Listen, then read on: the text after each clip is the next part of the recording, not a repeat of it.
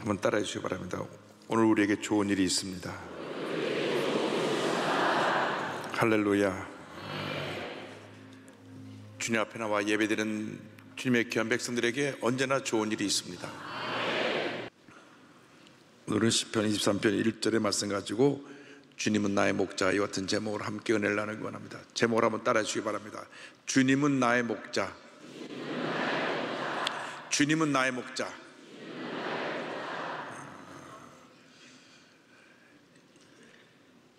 신앙생활이라는 것은 내가 내 삶의 주인으로 살다가 예수님이 내 삶의 주인이 되셔서 내 삶을 인도하시는 것을 의미합니다. 그래서 예수 믿고 난 다음 여러분의 삶의 주인은 여러분이 아니라 예수님이신 것입니다. 문제는 예수를 믿고 나서도 아직도 내가 내 삶의 주인이 되어 사는 데 있습니다. 그렇기 때문에 늘 문제가 있고 염려, 거짓, 걱정이 끊이지 않는 것입니다. 교회를 오래 다녀도 내가 내 삶의 주인이 되면 그 신앙이 자라지 않고 늘 제잘거림하게 되고,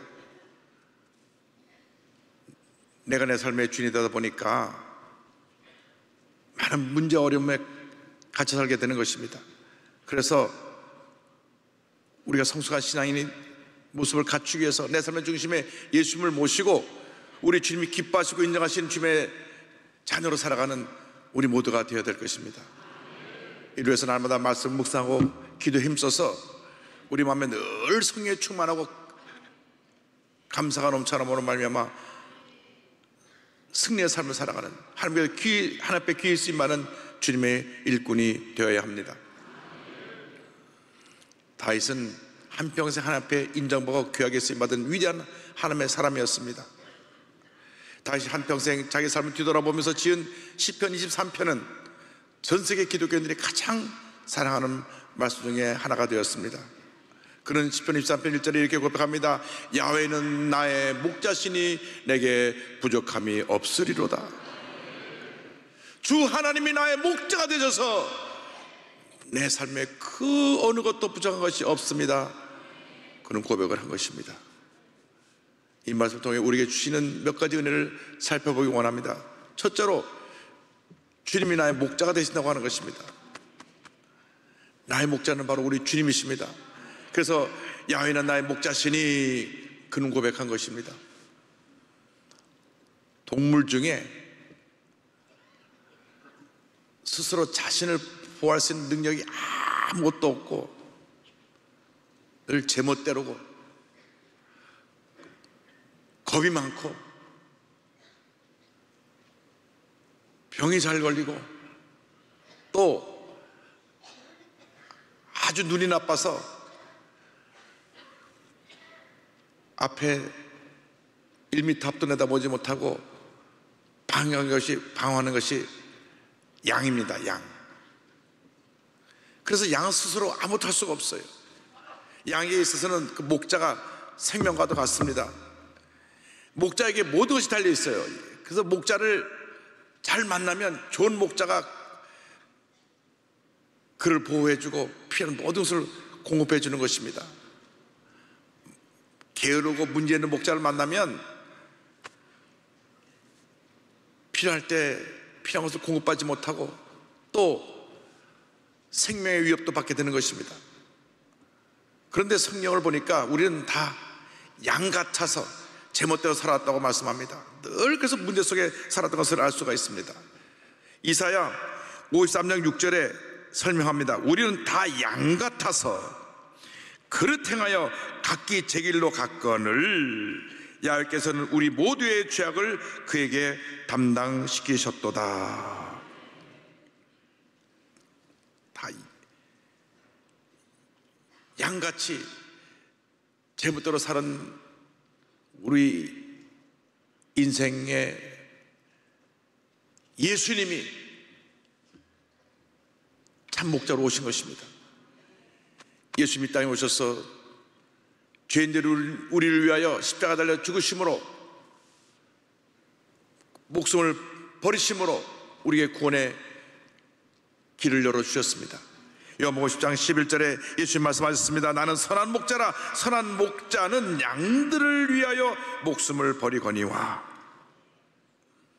선한 목자 되신 예수님은 우리 위해서 희생하신, 그래서 우리에게 구원을 선물로 주신 예수님이시여, 우리의 모든 것을 너무나 잘 알고 계시는 우리 주님이 되십니다. 요한복음 10장 14절 15절을 말씀합니다. 나는 선한 목자라. 나는 내 양을 알고 양도 나를 아는 것이 아버지께서 나를 아시고 내가 아버지를 아는 것 같으니 말씀합니다. 주님이 우리를 너무나 잘 알고 계십니다. 그런데 문제는 바로 우리에게 있습니다. 우리 스스로 아무것도 할 수 없는 양 같은 존재임에도 불구하고 모든 것을 내 뜻대로 내 고집대로 하려는데 바로 문제가 있는 것입니다. 예수님을 여러분의 삶의 진정한 목자로, 주인으로 모시고 살아가는 여러분 되기를 바랍니다. 예수님이 우리의 목자가 되시면 우리의 길이 되시고 진리가 되시고 생명이 되시는 것입니다. 요한복음 14장 6절에 주님 말씀하셨습니다. 예수께서 이르시되 내가 곧 길이요 진리요 생명이니 나로 말미암지 않고는 아버지께로 올 자가 없느니라. 예수님은 복의 근원 되시는 하나님께로 우리를 인도하는 유일한 길이 되시고 인생의 진정한 목적을 깨닫고 살게 하는 참된 진리가 되시고 영생을 선물로 주시는 생명의 근원이 되시는 것입니다. 이처럼 좋은 목자 되신 예수님이 바로 우리의 구세주가 되셔서 우리를 죄와 점에서 구원해 주신 것입니다. 그러므로 우리가 예수님을 믿고 의지하고 사랑하고 주님을 따라갈 때 우리 일생은 복된 일생이 되는 것입니다. 예수님께서는 길 잃어 방황하는 우리들에게 천국의 길을 보여주시고 그리고 우리를 날마다 축복의 자리로 인도해 주시는 것입니다. 베드로전서 2장 25절에 이와 같은 말씀이 있습니다. 너희가 전에는 양과 같이 길을 잃었더니 이제는 너희 영혼의 목자와 감독 되신 이에게 돌아왔느니라. 목자가 없을 때는 양처럼 길을 잃어버리는 것입니다. 길을 잃어버려서 앞을 잘 보지 못하니까 낭떠러에 떨어져 다쳐 죽기도 하고 또 사나운 짐승에게 공격받아서 죽음을 당하기도 되었는데, 그런 길 잃은 양 같은 우리를 위해서 예수님이 오셔서 우리를 이끌어 주신다고 성경은 말씀하고 있습니다. 악한 원수마귀는 우리 영혼을 도둑질하고 멸망시키려고 왔지만은 예수님 우리에게 생명을 주고 더 풍성한 삶을 얻게 해주셔서 이 땅에 오신 것입니다. 요한복음 10장 10절에 예수님 말씀하셨습니다. 도둑이 오는 곳은 도둑질하고 죽이고 멸망시키려는 것뿐이요 내가 온 것은 양으로 생명을 얻게 하고 더 풍성히 얻게 하려는 것이라. 할렐루야. 예수님이 오신 것은 우리로 하여금 생명을 얻게 하시고 더 풍성한 삶을 살기 위해서 주님이 오신 것입니다. 그러므로 예수님을 목자로 모시고 한평생 주님만 믿고 의지하고 바라보고 따라가는 여러분 되기를 주님의 이름으로 축원합니다. 예수님은 우리의 목자가 되실 뿐 아니라 우리의 삶의 주인이 되십니다. 목자가 양을 돌보는 것은 주인으로서 양을 사랑하기 때문에 그렇습니다. 예수님과 우리와의 관계는 목자와 양과의 관계가 같습니다. 예수님 우리를 얼마나 사랑하시는지. 예수님 우리의 목자가 되시고 우리의 주인이 되십니다. 근데 문제는 우리가 입술로는 예수님을 나의 주님이라고 고백하면서도 정작 세상에 나가서는 자기가 자기의 삶의 주인이 돼서 살아가고 있다는 것입니다. 양이 어디로 가야 될지 그 결정하고 인도하는 것은 목자인데 본인 스스로 내가 원하는 길을 가려고 합니다. 그러니까 모든 문제는 나의 주인인 주님을 따라가지 않고 내가 주인이 되어서 내가 하고 싶은 일을 하기 때문에 생겨나는 것입니다. 신앙생활 하면서 자꾸 시험에 든 이유는 내 삶의 주인인 내 자신이기 때문에 그렇습니다. 예수님이 주인이시면 내가 자꾸 시험에 안 들어요. 누가 뭐라고 말해도 상처받고 아무것도 아닌데 분노하고 다투고 남을 판단하고 정죄하고 교회 내 분열을 일으키고 다툼을 일으키는 것은 다 내가 양이라는 것을 망각하고 내가 내 삶의 주인이 되었기 때문에 잘못을 행하는 모습인 것입니다. 내가 내 삶의 주인인데 내 뜻대로 되지 않으니까 원망하고 불평하고 분노하고 다투는 것입니다. 예수님이 나의 삶의 주인이 되시면 모든 문제가 해결되는 것입니다. 예수를 믿고 난 다음 내 인생의 주인은 내가 아니라 우리 주님이신 것입니다. 예수님을 여러분의 삶의 주인으로 인정하고 주인 되신 주님의 뜻을 따라 살아가는 여러분 되기를 바랍니다. 그러면 모든 문제에서 우리가 자유함을 받습니다. 예수님은 참으로 좋으신 우리의 주님이 되십니다. 참으로 좋으신 목자가 되시고 주인이 되셔서 우리 삶에 놀라운 은혜를 주시는 것입니다. 내가 고난을 당할 때에도, 내가 외롭고 슬퍼 밤잠을 자지 못하고 눈물을 흘리고 있을 때에도, 고통 속에 신음하고 있을 때에도, 모든 사람이 다 나를 떠나 나 혼자 내 동댕이 쳤을 때에도 주님은 우리를 떠나지 아니하시고 목자가 되어서 우리를 돌보시며 우리의 상처를 어루만져 주시는 것입니다. 그러므로 이 시간 이후 여러분의 삶의 주인이 주님이심을 인정하고 하나님의 절대 주권을 인정하고 하나님 제일주의, 하나님 먼저의 신앙을 갖고 살아가는 여러분 되기를 바랍니다. 예수님께서 마태복음 6장 33절에 이와 같이 말씀하셨습니다. 그런즉 너희는 먼저 그의 나라와 그의 의를 구하라. 그리하면 이 모든 것을 너희에게 더하시리라. 먼저가 잘못되어 있으니까 다 뒤죽박죽 되는 것입니다. 먼저 그의 나라와 그의 의를 구하는 여러분 되기를 바랍니다. 내가 잘 되는 것도 다 내가 잘나서 되는 것이 아니라 주님의 은혜요. 내가 좀 잘 못 되는 것도 주님이 나를 훈련시켜서 나를 다듬으셔서 잘되게 만들어 주려고 고난을 통과하게 하시는 것이니 그때도 주님만 믿고 의지하고 바라보고 나가면 반드시 좋은 일이 일어나게 되는 것입니다. 어려움 당할 때, 고난 당할 때, 문제를 만났을 때, 육신의 예기치 않은 질병이 왔을 때 원망 불평하지 않게 되기를 바랍니다.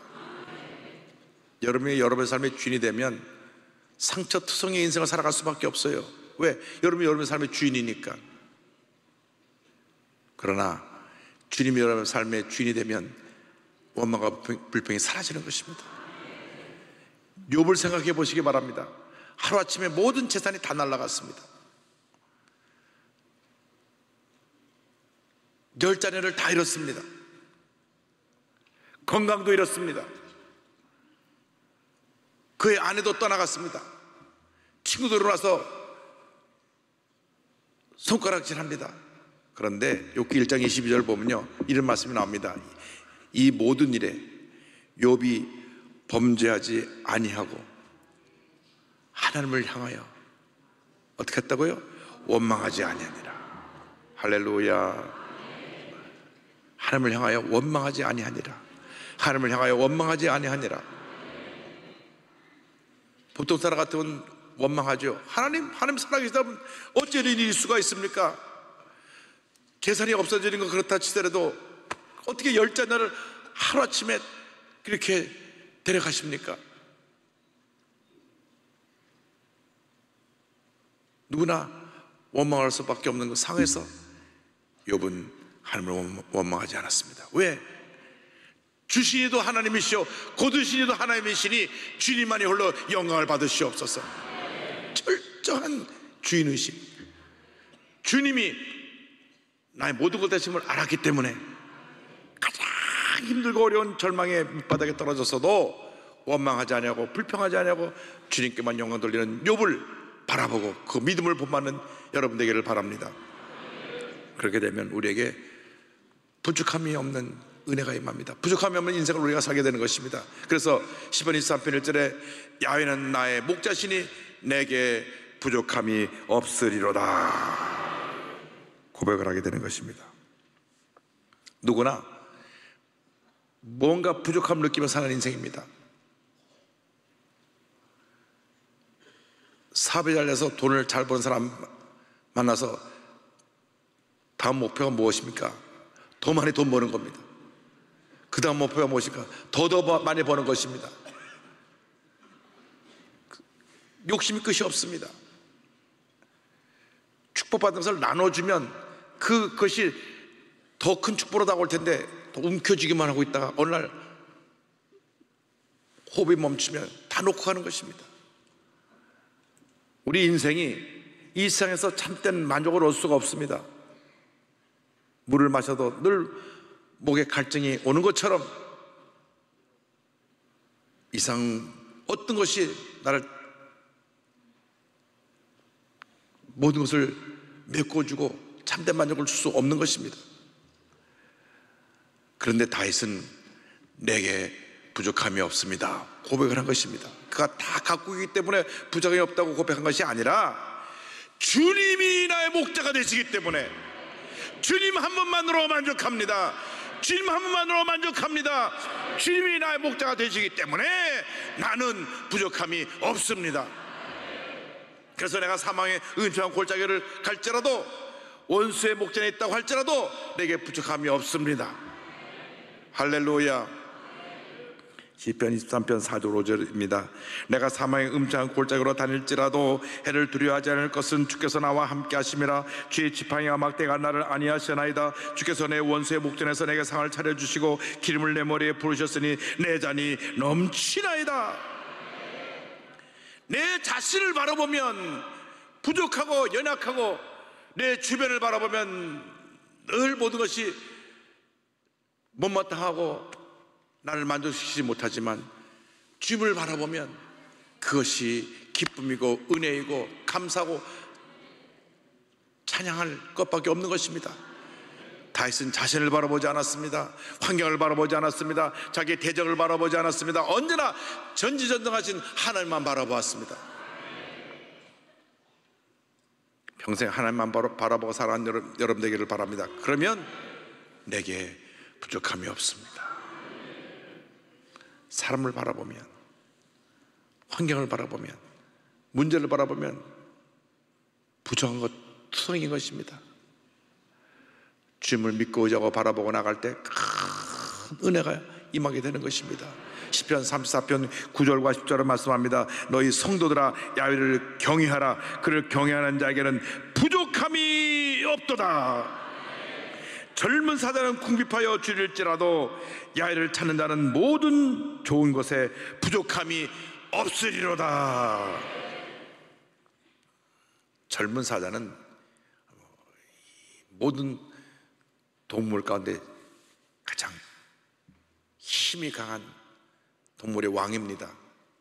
그런데 그 젊은 사자도 어느 날은 자기가 사냥거리를 잡으면서 굶을 때가 있는 것입니다.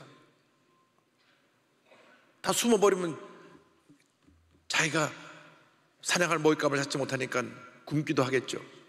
그러나 젊은 사자는 혹시 굶주릴 때가 있다고 할지라도 주님을 믿고 의지하고 사는 자에게는 부족함이 없으리로다. 할렐루야. 마찬가지입니다. 우리 스스로의 모든 문제 해결하지 못하는 것입니다. 주님의 은혜가 임해야 됩니다. 주님이 주시는 은혜로 살아야 되는 것입니다. 주님의 은혜 가운데 거할 때 내게 부족함이 없으리로다. 할렐루야. 주님이 나의 모든 것 되시기 때문에 이스라엘 백성들이 아무것도 없는 광야에서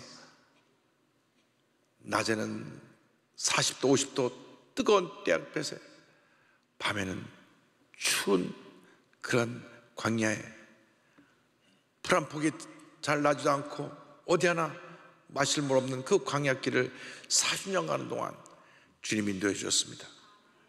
부족함이 없었습니다. 주님만 바라보고 나가면 부족함이 없는 것입니다.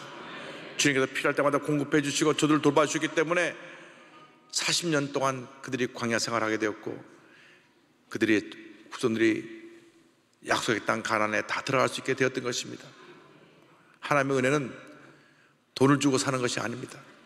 하나님을 경외하고 사랑하고 주님을 섬기는 자에게 주시는 선물로 우리가 받는 것입니다.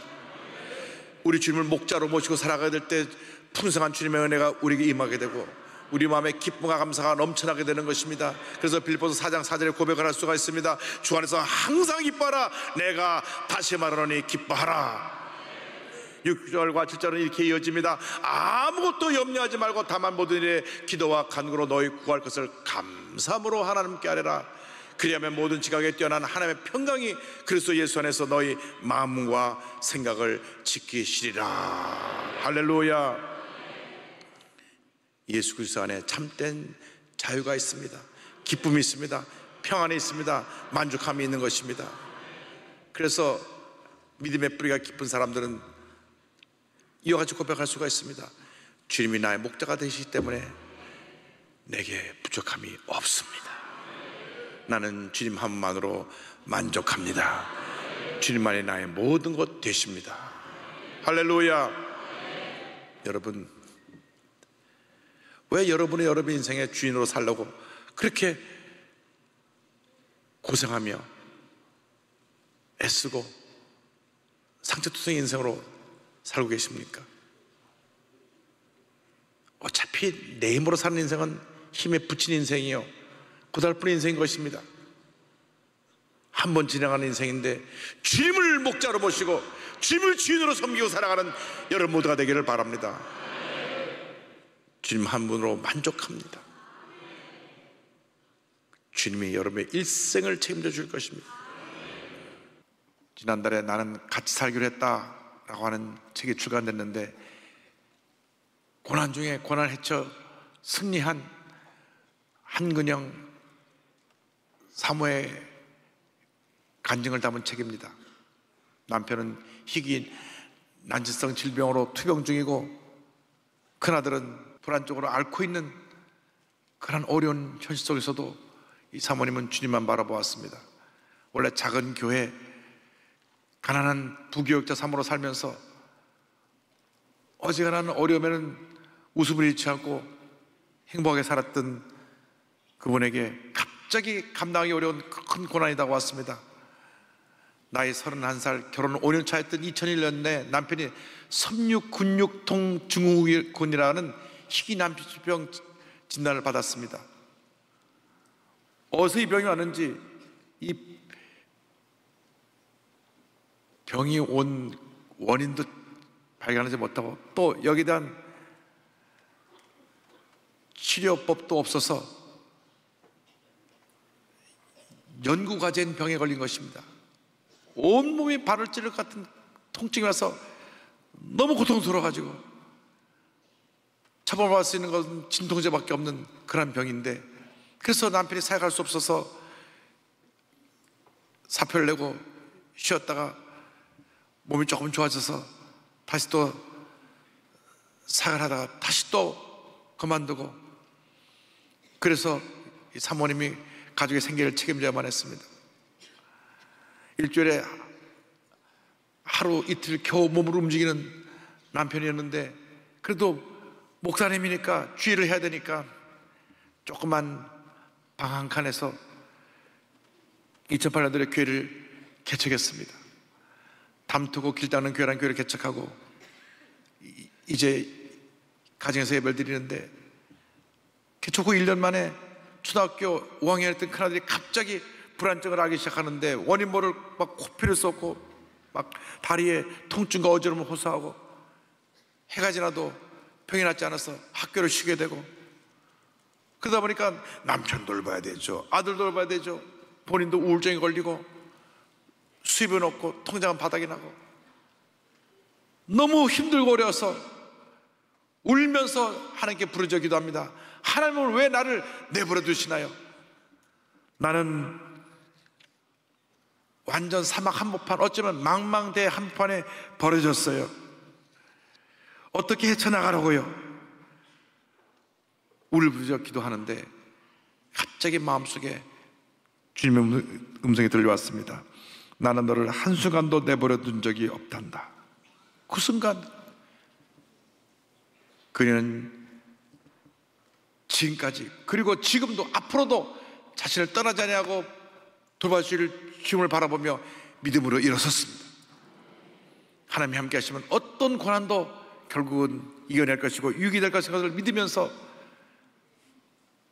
고난과 싸우며 하루하루 믿음으로 전진해 가는 가운데 남편이 건강에 서서 회복되고, 또 큰아들은 미술에 재능이 있는데 미술에 전념하면서 오랫동안 복용했던 항우울증 그 약을 또 끊고, 둘째 아들은 학교에서 공부를 잘해서 고등학교 또 전체 수석으로 공부하고 있고, 그래서 하나님의 은혜가 임해가지고 가정에서 예배드린 얘기를 예배가 부흥해서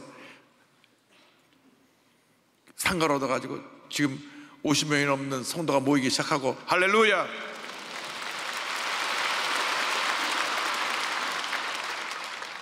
하나님의 은혜가 너무 감사해서 이렇게 고백합니다. 하나님은 제게 많은 일이 회복 중임을 보게 하심으로 고통에는 반드시 끝이 있음을 믿게 하셨습니다. 그래서인지 새롭게 시작된 또 다른 고통의 문제에도 믿음으로 대응할 용기가 납니다. 물론 어떤 고통은 10년, 20년, 때론 평생에 걸쳐 씨름해야 하겠죠. 하지만 그런다 한들 두려워 떨 이유가 무엇이겠습니까? 어차피 우리는 한치 앞을 볼 줄 모르고 작은 문제도 스스로는 해결 못하는 양들이기에 어떤 문제 앞에서도 한 발 한 발 선한 목자의 뒤만 따라갈 뿐입니다. 그러면 종래 주께서 그 한 걸음들을 모아 우리 인생의 그림을 가장 아름답게 완성하실 것입니다. 할렐루야! 주님이 나의 목자가 되시기 때문에 내게 부족함이 없습니다.